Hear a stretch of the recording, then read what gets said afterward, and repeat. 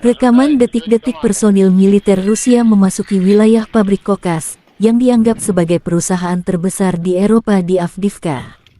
Berkat tindakan yang jelas dan terkoordinasi, regu penyerang mencapai posisi Ukraina tanpa kerugian, membersihkannya dan mengibarkan bendera Rusia di atap salah satu gedung. Demikian dilansir Kementerian Pertahanan Rusia tanggal 24 Februari.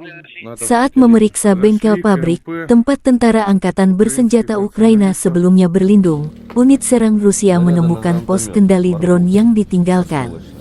Pusat kendali drone Ukraina dilengkapi dengan terminal sistem satelit global Starlink, lusinan peluncur granat anti-tank yang dibuat oleh negara-negara NATO dan tembakan untuk mereka, granat tangan, senjata otomatis, peluru, dan ransum kering. Semua ini ditinggalkan oleh tentara Ukraina saat mereka melarikan diri dari pabrik dengan panik di bawah serangan gencar pasukan Rusia, tambah pernyataan resmi Kementerian Pertahanan Rusia.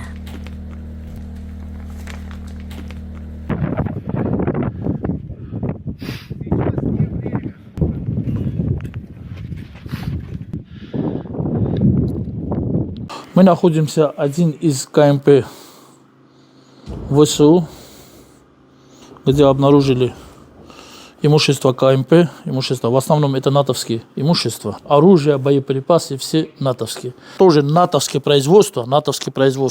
Лента тоже натовский боеприпас, это пулемет. Download Tribun X sekarang, menghadirkan lokal menjadi Indonesia.